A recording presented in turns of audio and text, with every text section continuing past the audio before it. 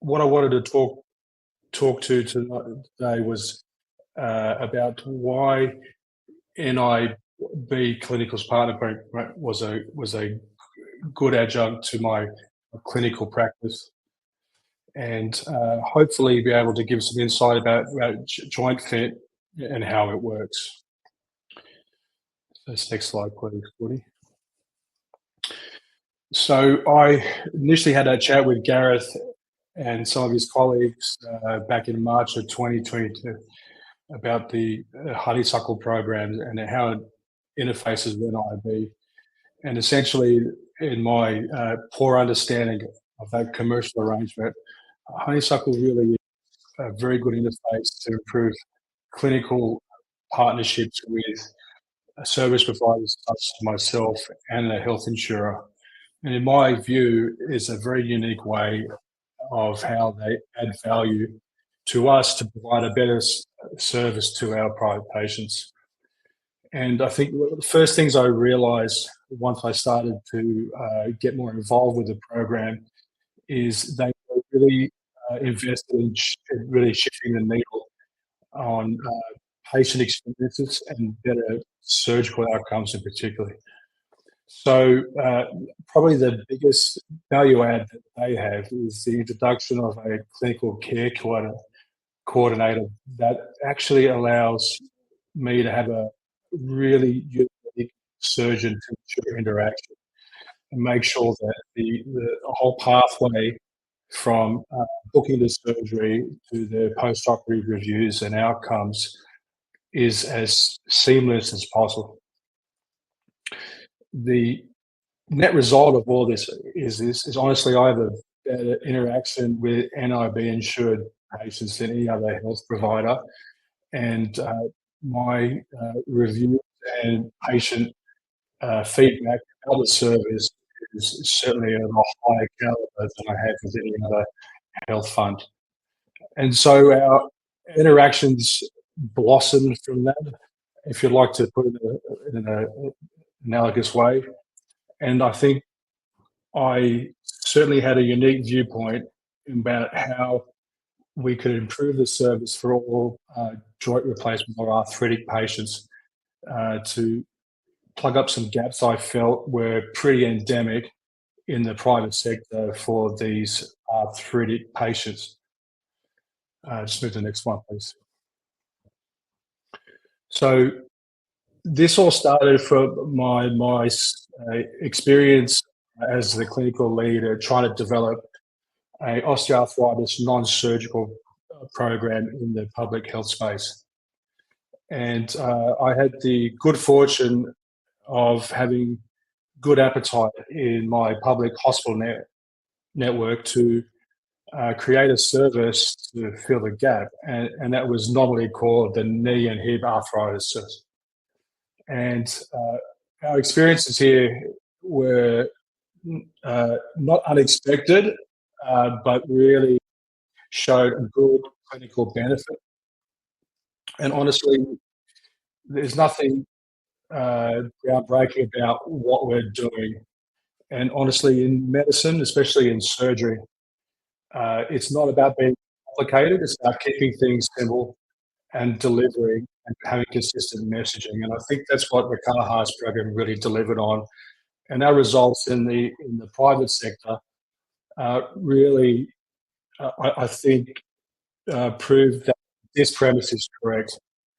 It's literally having a single point of truth, having someone to talk about and give a consistent message, and realize that joint replacement is the final solution, never really the start. And realistically, our privately insured patients don't have the same luxury. There is no real service in the private sector that is analogous to what we created in the public sector. And incidentally, this is a picture of the award we got from the New South Wales Secretary of Health about the program, which is now rolled out all out through the New South Wales Ministry to try and replicate the results in all our HDs. Next slide, please.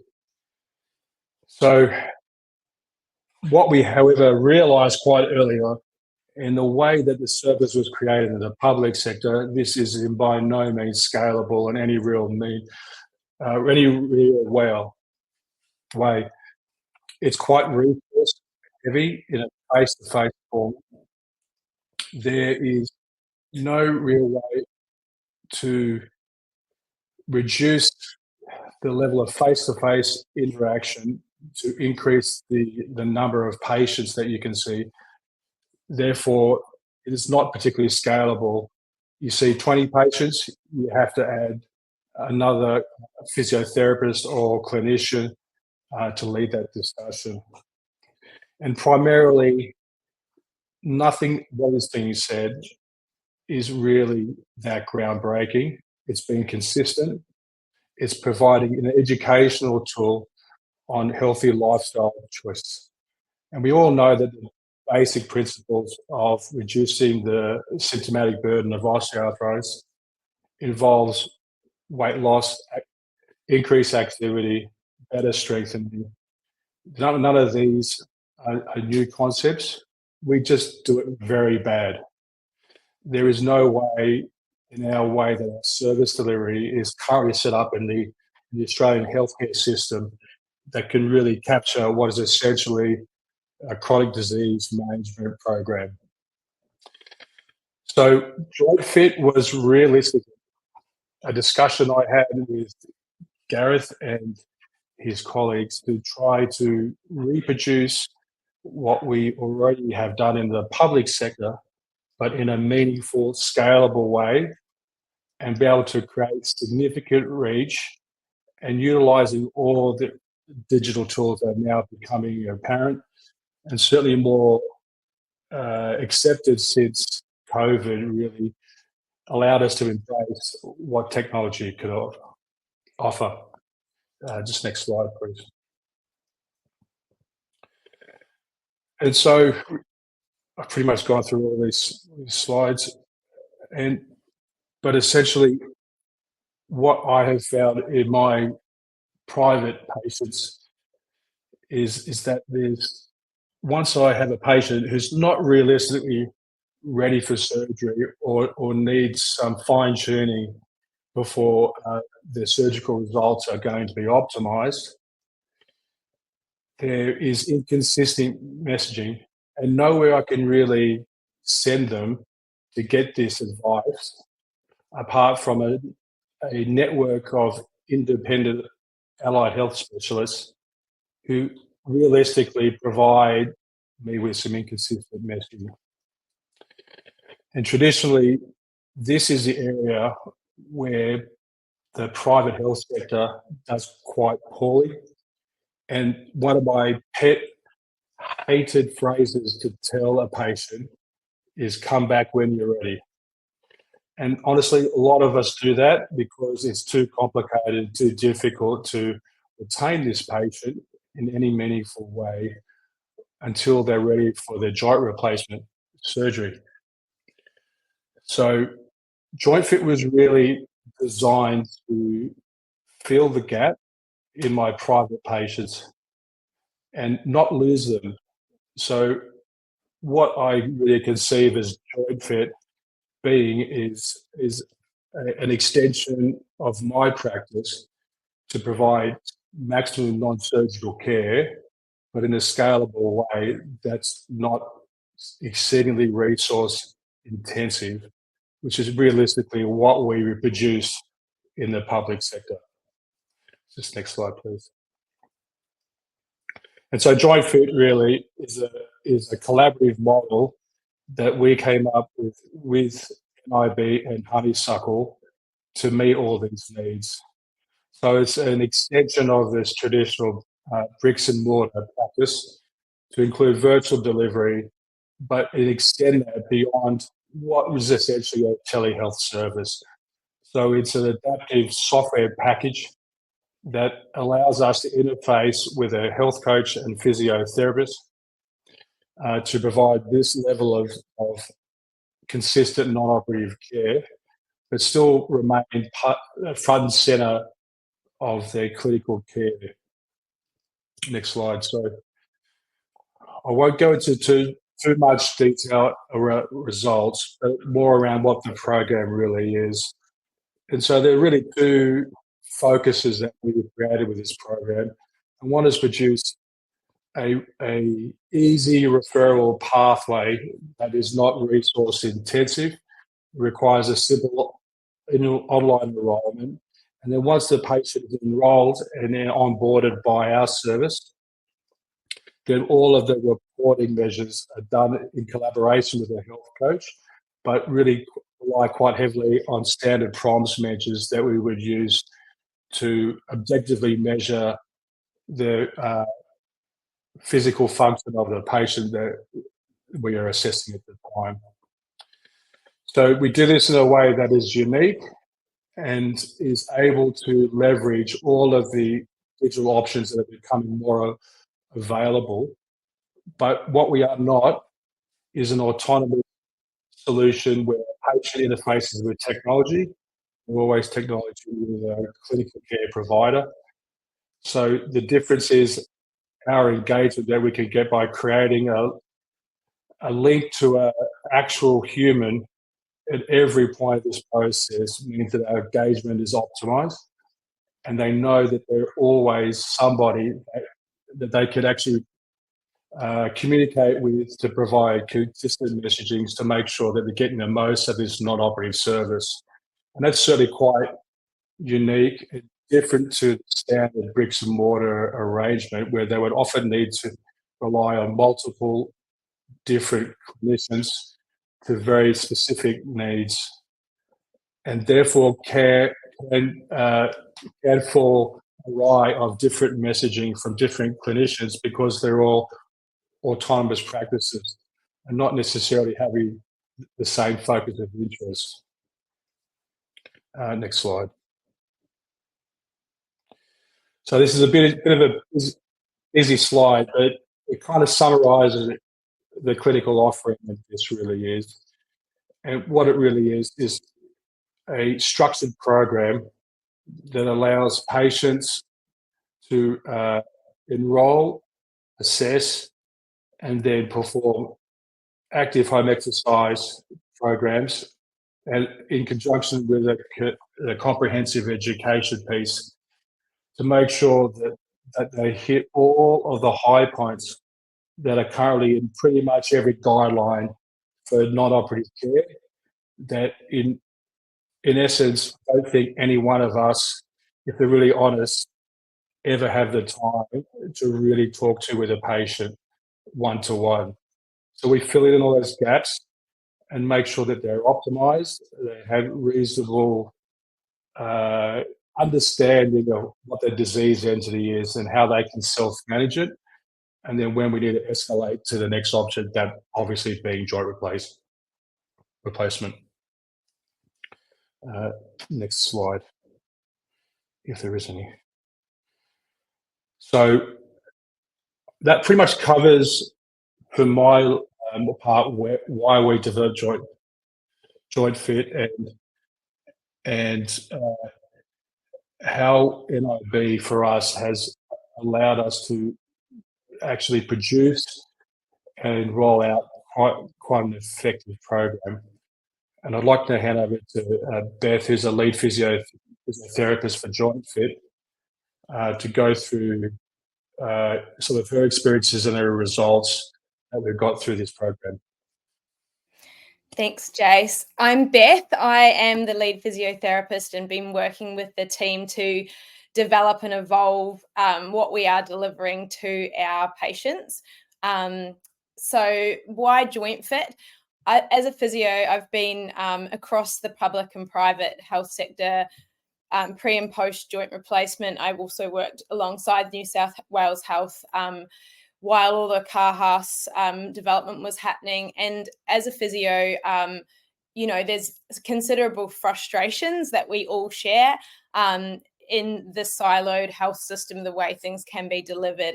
And what we know is that an optimized patient, a supported patient, and an educated patient is potentially going to do a lot better and is going to have either better outcomes or just feel more confident and supported in the way that they are managed. I'm just in our JointFit model of care, what we really offer is a holistic, personalized approach using physiotherapist to do that personal hybrid model of care with all of that educational component delivered via technology, which is really nice because it means that we can spend the time that we do have with patients on really supporting them and getting them optimized, and they can then access all of that educational component at their own leisure, and it's really tailored to where they're at in their process. In the non-operative management, they're coming across a 12 with the potential of being online with us for 12 months. And we start off with an intensive period where we do an assessment using our two-way measuring systems. We provide a home education program that is tailored for that particular patient, taking into account their past medical history and etc. And then we monitor that, change it as appropriate, and then support them across that 12-month period with touch points, with those PROMs assessments being repeated that allow us and the surgeon who referred the patient to really keep a track of where that patient is at. And what we do know is that some patients that access non-operative plans around optimizing their health, they may still progress to surgery within that time period, but they also may delay that surgery for a considerable period of time. And we've been finding that with our online program, as well as how the previous programs with the bricks and mortar also demonstrated that some patients will not need surgery straight away, and some may not need it at all. Next one. So within our program, we really focus on behavior change, educating patients on so they're not starting from ground zero. So what we educate them on is exercise, just being able to build in that small amount of behavior change each day. And what we're finding is that we are having significant changes across confidence and empowerment, which is allowing patients to take a little bit more ownership of their health, which then can lead to a more proactive patient, like Jason was speaking about before, accessing other services to support their weight, healthy eating, and really kind of starting the ball rolling with patients so that if and when they do need surgery, they are very much in the behavioural change state to make the most of that surgery. Next slide. So the ideal patients for JointFit for referral, just to give you something to think about, like what Jason was saying before, for physios as well as for surgeons, we have those patients that are maybe a little bit stuck in the abyss. They're not necessarily ready for a joint replacement. They may not be mentally ready. They may be too young. We have a lot of patients that are young, or they are not prepared in terms of psychosocially prepared, financially prepared, able to take time off work. Patients that have confounding psychosocial issues, such as being carers and maybe not able to really take on board or potentially have a good outcome from surgery, or patients that just really want to delay for their own personal reasons and give conservative management a red hot go. So they're really great patients to work with because they are motivated, and we're finding really good compliance with our home programs. Also, the wonderful thing about the technology that we've built is it really speaks to accountability for behavior change. We have a lot of people that do, we have a messaging system that allows them to leave a message for their, like a SMS type message for their health coach or physio, which allows them to feel supported and build their confidence that way. It's also really nice accessibility for patients who are more remote and maybe have other lifestyle limitations that would prevent them from asking that question to a physio. And the great thing is it's all covered under that NIB bubble, which is really nice for them. They know that that's already done and they can just plod along with their therapy and access what they need as well. All right, so well, if we haven't got another slide, then I'm just going to speak quickly to a case study just to give you an idea. We've got many patients with different scenarios. There we go. All righty. So moving along to just to give you an idea of one particular patient that sprung to mind. I have many patients from this NIB pilot that spring to mind, but this is one particular one. She was referred to me, 75-year-old woman. She was having lots of knee collapse episodes. So she had limited her circle, accessing her community had completely wrapped up. She was a carer at home, but she was not able to care for her grandchildren or fulfill her carer role. So she was very determined to not access surgery, but she was at a place where she felt like maybe that was her only option. She had significant fear of falling, and she had also been dealing with some family issues that had led to a lot of weight gain and isolation. She was referred onto the JointFit program, and she had her initial health coach assessment by me, prescribed home exercise, reviewed a week later, no flare-ups, no episodes of her knee collapsing. And then by 8 weeks, she had progressed to doing her home program 3 times daily. She was very enthusiastic, was doing 10,000 steps at home. And then when I reviewed her at her 8-week assessment with those original prompts, we spoke about had she actually accessed outside mobility, because that was one of her main goals. And she sort of said, oh, no. And then she realized that at that weekend she had been in Sydney and she had actually been walking outside and done 17,000 steps on her step counter.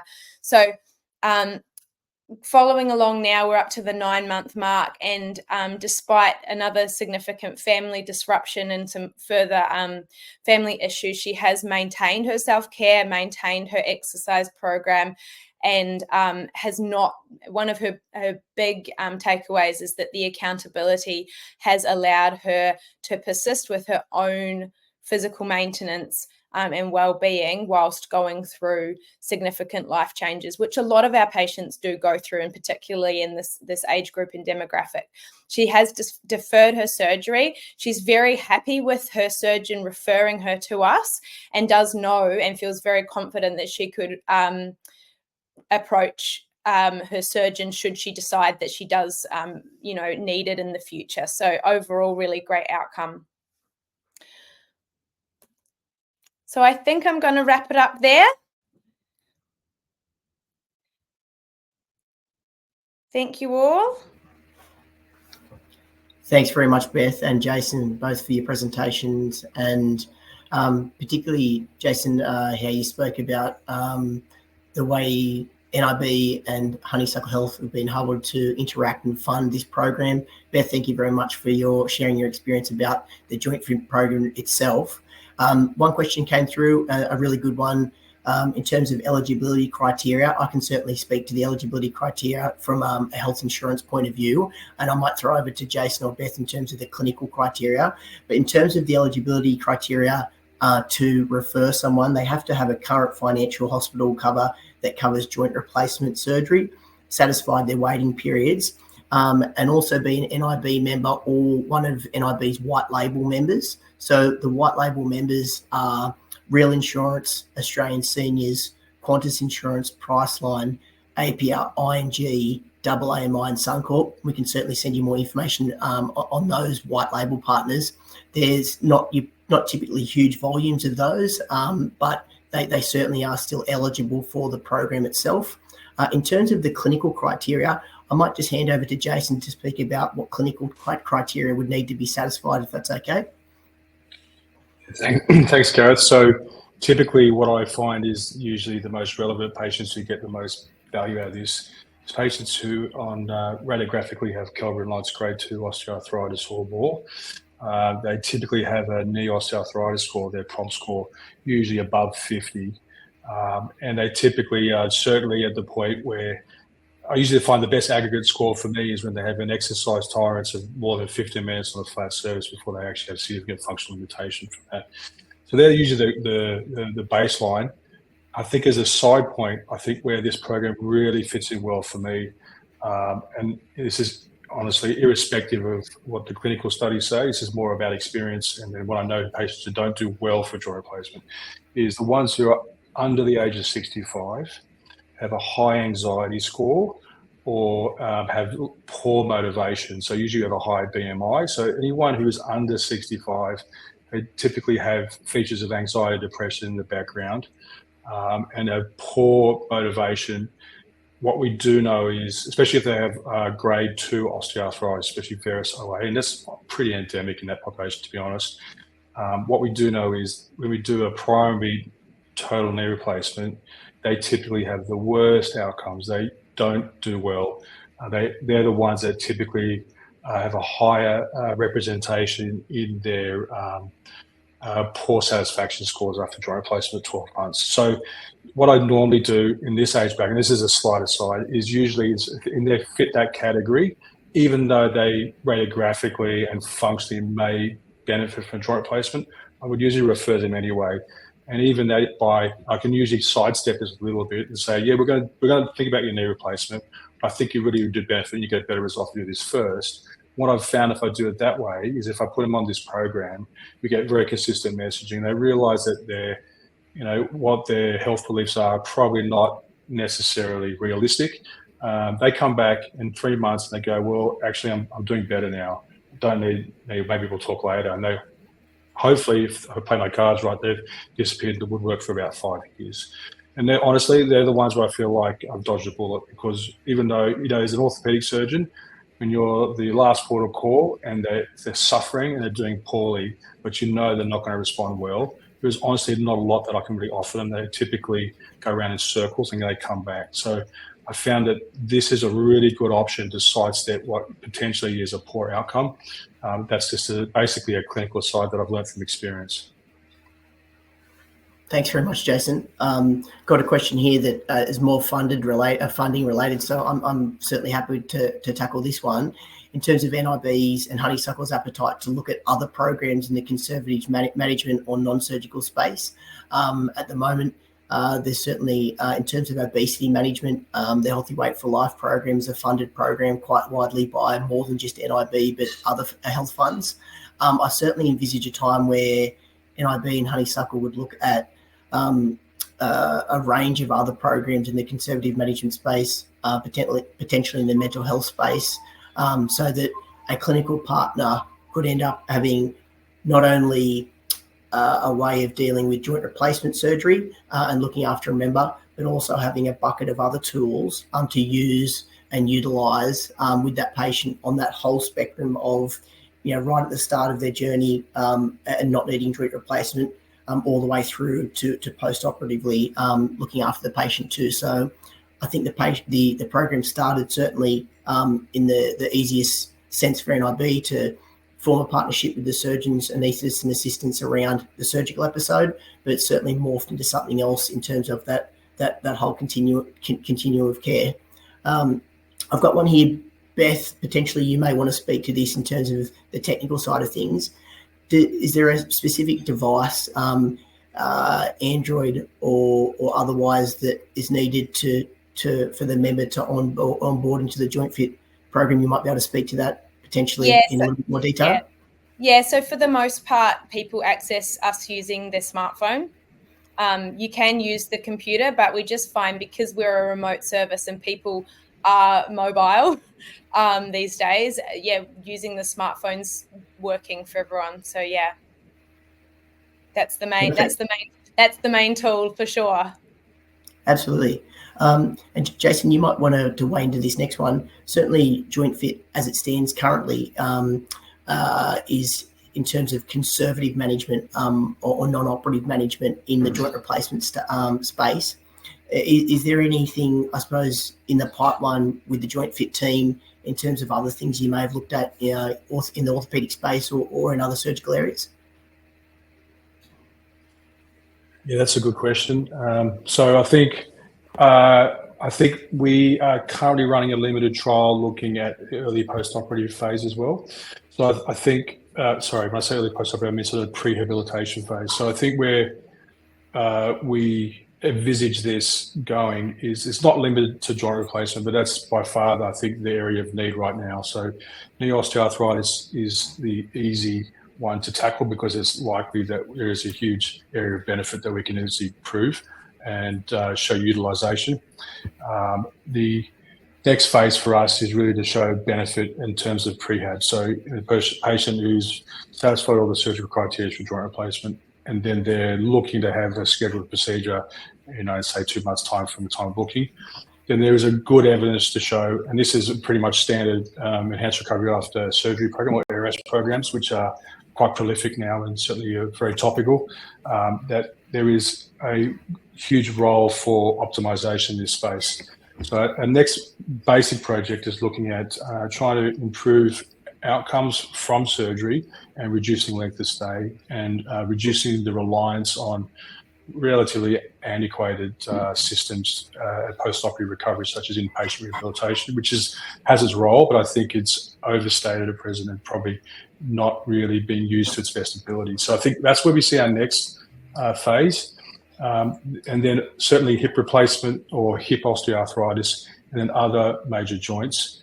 And then honestly, orthopaedics is not necessarily a space we're staying in. It's just, again, really the low-hanging fruit. So I think when we're talking about chronic disease management, it's fair to say that I think the overarching poor prognostic indicators regarding most chronic disease problems is high BMI, poor anxiety, depression scores, and low activity and sort of low level of health education. I think if we tackle those in a very similar fashion for a lot of other disciplines, the results will be pretty obvious. And I mean, it's certainly that there would be the next line. What we're really trying to do is we're trying to draw together in a cohesive and scalable fashion a lot of different, what are traditionally very pigeonholed disciplines, and draw them into a more comprehensive way that reduces the complexity required for patients to access their care. They don't need to see a physio-psychologist or a dietitian. They can use one service, and then that can touch on all the points that's actually practical and produces the outcomes we're after. Absolutely. Thanks very much, Jason. From an NIB Honeysuckle point of view, I'd probably round out my comments here this evening to say thank you very much for everyone who's attended. We really appreciate your time. I just want to make mention that if anyone would like to know any more about NIB's Clinical Partners Program, what it entails, any questions at all, please feel free to reach out to me. We'll have my contact details in the chat, or we'll be able to surface those with you at the end. So I just want to say a huge thank you for giving me that time. I'd love to say a big thank you to Jason for sharing your experience, not only with the creation of JointFit, but also your experience with Honeysuckle and NIB. Beth, thank you so much for giving up your time to talk us through a technical look and some of an in-depth look at what the JointFit program entails. If I can actually just any closing comments from you, Jason, before we run out of time, or Beth yourself, if I could just throw over you to both of you just to round out the discussion tonight, if that's okay. Thanks for that. So thanks for all for coming. And I'd just like to say a big thank you to Gareth and his team at Honeysuckle Health. This is something that's been milling around in my head for a long time, with a glaring deficit. And honestly, in terms of interactions I've had with the Health Fund, they're by far the most constructive. And certainly they've seen the value as I have, and we've worked very hard to produce this. And what we're seeing here is literally about 3 to 4 years of hard work to show that there is definitely good value and good need in the community to produce the results that we're currently seeing now. This is honestly going to be the first of, I think, many good improvements we're going to have at improving patient outcomes and making sure that every patient gets, irrespective of their insurance status, gets the results that they need. I've got nothing more to add other than that it has been, and it's an absolute pleasure interacting with Honeysuckle. It's been really, really great to have that support, and it's been great for our patients as well. They've really appreciated it across all the different platforms that we're connecting with them on through. Yeah, thanks. Well, on that note, I would say again, thank you very much to everyone for giving up their time. If you want any more information at all, please feel free to reach out to myself, to Jason, to Beth and the team at JointFit. And wherever you are at the moment viewing this, have a safe rest of your evening, and we'll see you again very soon. Thank you very much.